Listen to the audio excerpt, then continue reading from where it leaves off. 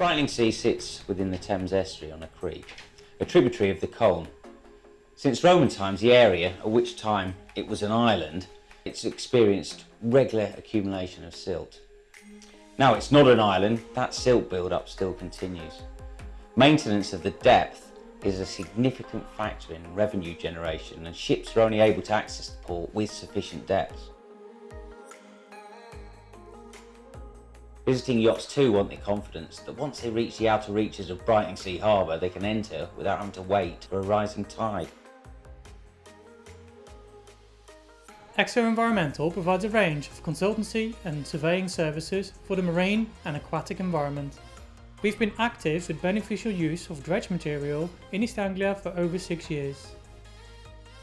The Brightlingsea Creek is known for commercial and recreational maritime activities, but also because of its outstanding coastal habitats, including Ramsar, SSSI, SPA, SAZ and MCZ. The various users and interested user groups make Brightlingsea a tricky place to navigate with respect to project development and management. We commissioned the project to mitigate the effects caused by natural deposition of the sediment. This accumulation caused significant issues of the safe, efficient and profitable operation of the harbour, with a calculated volume of 35,000 cubic metres of sediment in the navigational channels and harbour. The harbour wasn't able to work at its full potential, significantly reducing the number of ships, fishing and recreational vessels entering the harbour. This in turn impacts on the local economy, Brightlingsea and the wider community. The aim of this project was to use marine dredged sediment in coastal salt marsh as coastal defence measures, while simultaneously improving navigational access within the creek. To achieve this, a programme of maintenance dredging will be implemented in the creek from 2016 to 2020, using that sediment as a resource to regenerate intertidal salt marsh and mudflat along key locations including St Osoph Borough Pits, South Channel and Sindri Island. To achieve these aims and address the problem, Brightlingsea Harbour and EXO developed a project design based on nature-based solutions and working with nature, working closely alongside CDAB and PIANC working groups, looking specifically at the beneficial use of marine sediment. The project was designed to utilise waste dredged material in nature-based coastal defence, reducing carbon emissions, reversing long-term habitat degradation and creating a circular economy of sustainability. One of the main areas targeted for work as part of this project were the St Osoph Borough Pits.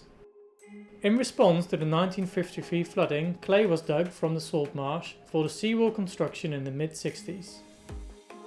As part of USAR, we pumped dredged material into the pits to fill them, thus reducing the risk of erosion and regenerating salt marsh habitat by providing a substrate for pioneering halophytes to colonise, such as samphire. In order to deliver this creative endeavour meant that the pits had to be prepared to receive the material. Construction of the deposited material dams along the length of the pits and timber sluice gates to allow excess water from the pits to drain back into the creek were required. Once these sluices were complete, dredging and pumping could begin. The dredged material settles out of suspension, forming a fine layer of mud and silt, suitable for biocolonisation. Further measures implemented included the construction of brushwood fences on Sindri Island along the South Channel. These act as tow protection, absorbing wave energy, slowing the flow and encouraging deposition of suspended sediment, building up sediment levels and suitable habitat for salt marsh to develop and colonise. These measures were designed on regenerating the salt marsh habitat, a key energy absorbing ecosystem. This encourages deposition of sediment which protects the creek from erosion, reducing the volume of sediment in the creek and thus reducing the cost and frequency of future dredging operations.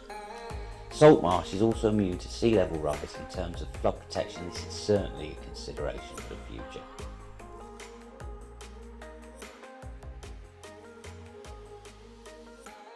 During the lifetime of the project there were various challenges and achievements.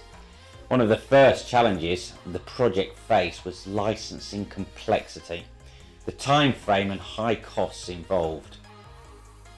However, to meet this challenge, the project engaged with stakeholders, including the Wildlife Trust and RSPB, to develop a strong licence application within the time frame available and meeting licensing deadlines set out by the Marine Management Organisation. Another significant challenge faced by the project included adhering to various environmental protection legislation. This prevented dredging activities during fish spawning, bird breeding and overwintering seasons. This meant work had to be carried out during the winter months, creating difficult working conditions. Problems were overcome in a number of ways by prioritising safety, using PPE, dry suits and personal locator beacons. These measures were essential. Water temperature this time is around 3 degrees Celsius, which meant staff would require situational awareness, hazard identification skills, understanding of the tides and wearing appropriate clothing to reduce the risk of drowning or hypothermia. By adapting to these challenges, the project was able to meet one of its main goals and deepen the main navigational channel, facilitating larger commercial vessels including wind farm support and cargo vessels, as well as enhancing recreational boating opportunities, increasing economic output of the harbour, benefiting the whole community. The project also demonstrated the feasibility of using sediment as a resource and using nature in coastal management strategies. As well as the nature-based solutions implemented during this project, Brightsea Harbour Commissioners continue to explore historic as well as innovative solutions to the harbour, including brushwood faggots, polder, and the deployment of geoblock technology projects, eco-rock armour and piling habitats. The innovative history will help Brightsea Harbour Commissioners further develop solutions with nature at their heart. And Brightsea Harbour Commissioners is committed to future projects involving nature and hybrid nature-based solutions.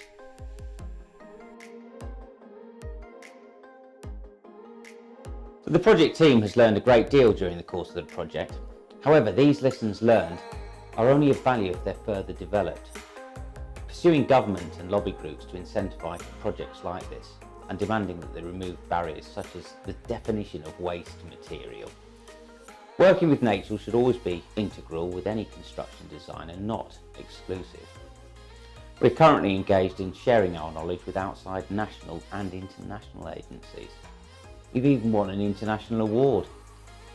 Brightsea Harbour Commissioners welcome anyone to the harbour to have a look at what we've achieved.